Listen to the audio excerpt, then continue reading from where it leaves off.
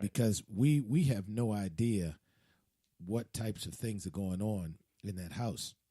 Yeah. And normally you are going to have to debrief these young people to really get them to the point where they're at a point where they are back in the family fold, future relationships with men or with women. There were all kind of rumors that he would bring in girls to turn the girls out and just all kinds of things. And men as well. Yeah, men, girls. He just had all kind of mess going on in that place. So you really have to. It's just sad. It is because the parents.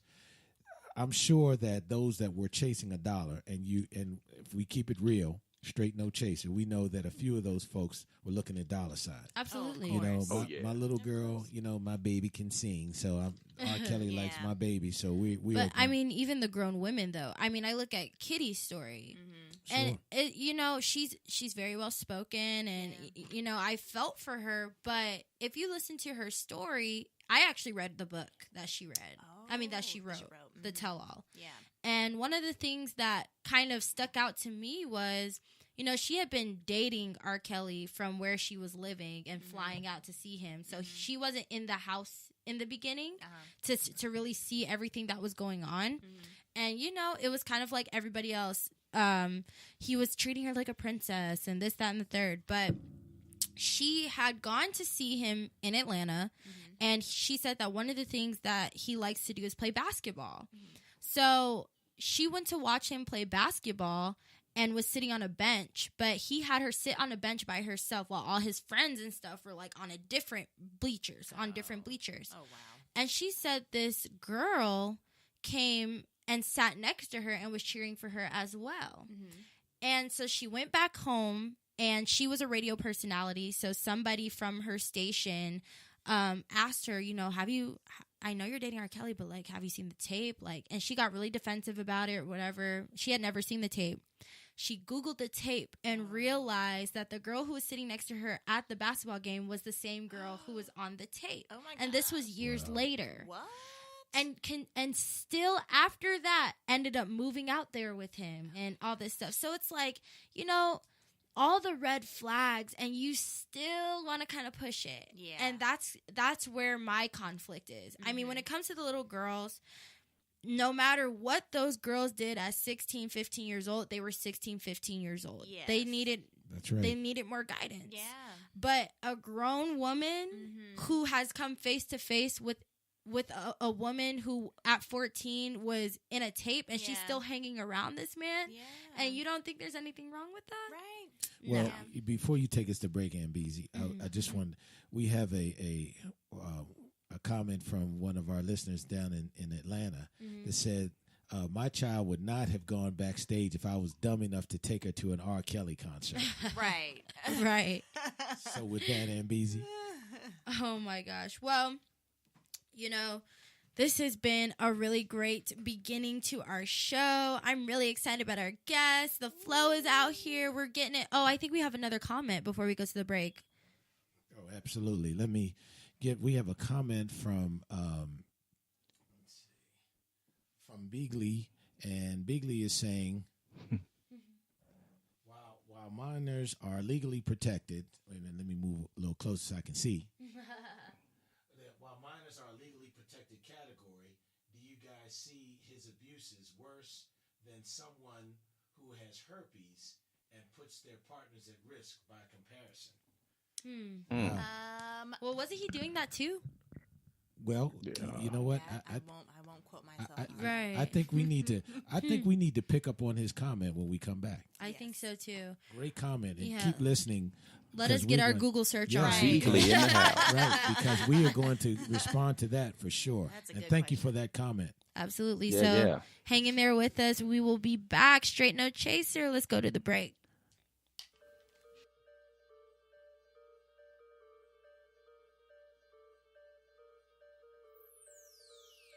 You're listening to Straight No Chaser.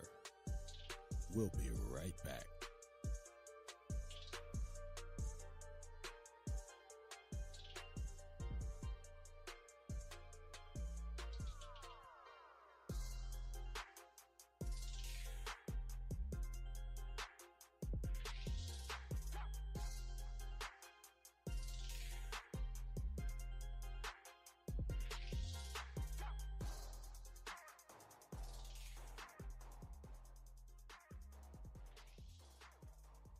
Today in school, I learned a lot.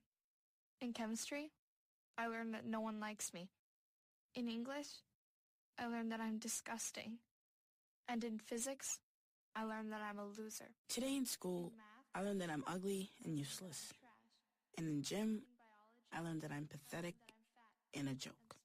In history, I learned that I'm trash. Today in school, I learned that I have no friends. In English, I learned that I make people sick. And at lunch, I learned that I sit on my own because I smell. In chemistry, I learned that no one likes me. In biology, I learned that I'm fat and stupid. And in math, I learned that I'm trash. The only thing I didn't learn in school today... The only thing I didn't learn today... The only thing I didn't learn... is why no one ever helps. Kids witness bullying every day. They want to help, but they don't know how. Teach them how to stop bullying and be more than a bystander at stopbullying.gov. A message from the Ad Council. The path to happiness is not the easy one, but taking drugs will not make it easier. Many people got lost and end up losing their life to drugs. If you or anyone that you know is within that path, don't be afraid to seek for help. Visit www.adk.gov.my for information related to drug abuse. So, know your path.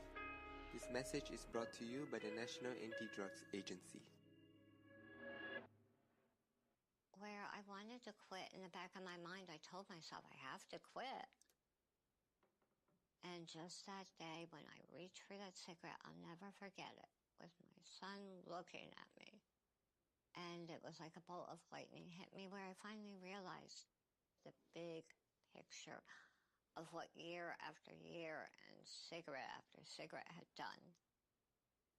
And I said, that's it. I'm done. I quit. Took him a whole pack, brand new pack. Took him, threw him out the window, and I don't litter. But that's it. I'm done. I quit. I know it's going to kill me. It's going to be cancer. But I don't have to make it sooner than it needs to be. He was shocked, and he says, I really hope you mean that, Mom.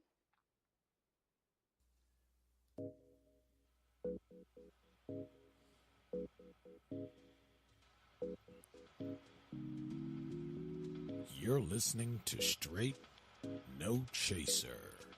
So let's get back to your girl MBZ, Pastor C, Thinbad, and the Chief.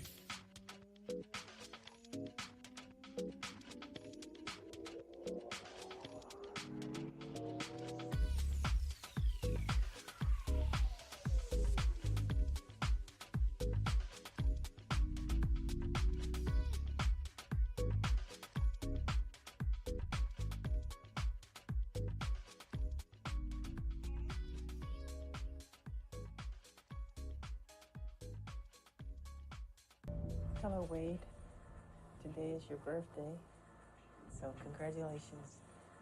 I love you. Bye. He told me if they ever found out what we were doing, he and I would go to jail for the rest of our lives. So you were listening to clips of it. We're back here. We are back from the break. We're talking about the first half. We were talking about R. Kelly, and then we're talking about Michael Jackson. Everyone is buzzing and talking about the documentary, the two-part documentary that aired, and everyone has an opinion and something about that. But before we went on to that, we had a question before we went to break about, and the question by Beagley was asking us, while minors are a legally protected category, do we think that his abuses are worse than someone who has herpes and puts their partners at risk by comparison? And that was an interesting question. Definitely. That was an interesting question. You know, when we were, as I said in the past, we were talking about R. Kelly in the first half, and we're talking about, we kind of moved on to parents and whose, job it is to kind of pay attention, who is sleeping at the wheel. And we see some of the similar situations going on in the Michael Jackson situation. But this question what do you think? Wait, Chief, what do you think about that? About the you're legally protected, but is that abuse? Is this abuse just as bad? Are they equal? Are they different? Well, and who's to say that some of that didn't happen? Oh, it did. Well, oh Lord. Well, you see, Thinbet, that's why I thought it was such a great question, because a felony is a felony is a felony. So right. in my mind and in the eyes of the law, a felony of child abuse is just as egregious and just as felonious than someone who knows they have a communicable disease going around giving it to someone deliberately. They're both heinous, and so and I know that was one of the other allegations was about sexually transmitted diseases, and even when you look at the Michael Jackson interview, as graphic and uncomfortable as that was, I can't imagine that there wasn't a great risk for those folks catching some type of communicable disease. So but to answer Beakley's question, I don't see his abuse as worse. I think they're equally as heinous, and there's no justification for either one. There's no justification for taking advantage of minors like that and their families potentially, and also there's absolutely no justification for knowing that I have herpes simplex 50, and I'm going to continue to have unprotected sex or doing all kinds of other things, knowing that I can possibly spread that to my partner. Right. Unacceptable. Unacceptable. Right. Yeah, and the Michael Jackson thing is so huge. Yes. Let's move on to that. I want to hear what do you have to say about that? It's been like the R. Kelly piece. It too has been going on for a while. I mean, people have been discussing stories back and forth. Obviously, there have been legal suits. He's gone to court. He has beat that. There have been all kinds of out of court settlements. It seems like he was always paranoid and worried about something and always kicking out money somewhere. But he was the king of pop. He was far more recognizable, far more famous than an R. Kelly. He crossed more barriers, more boundaries. He crossed race. He crossed economic barriers. He crossed international waters. Everybody can tell you some song that's part of the soundtrack of their life, whether it's ABC or Ben or Billie Jean and Off the Wall had to be like the baddest album out there for me. Thriller, of course, was what everybody kind of dug, but Quincy Jones put his imprimatur on that Off the Wall piece before the Thriller one came out. Off the Wall. But we remember we watched him in the Moonwalk in the Motown 25, and this. He's dancing with before Walking Dead came out. He was dancing with dead folk. That's right. He was made his own short and everything. Had made stars out of everybody. Didn't even bother wearing two gloves. Just wear one glove. Right. Couldn't find the match and made it something. Gold. Sparkly socks. All kinds of stuff. Leather jacket. Mike, you had one. I mean, Chief had one. Everybody had something. Right.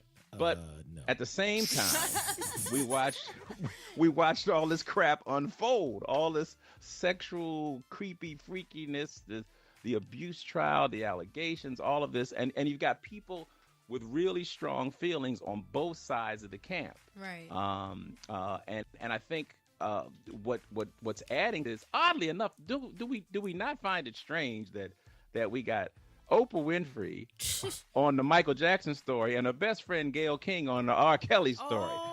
That's really interesting. Really funny. Wow. That's that really just came to me just now. Wow. You're so right. It just, isn't that interesting? Like they said, they in the planned bag. Yeah, girl, I'm gonna get this one and you get that one. Take the other one. I just did Mike. I'm gonna get R. Kelly to come out. You know the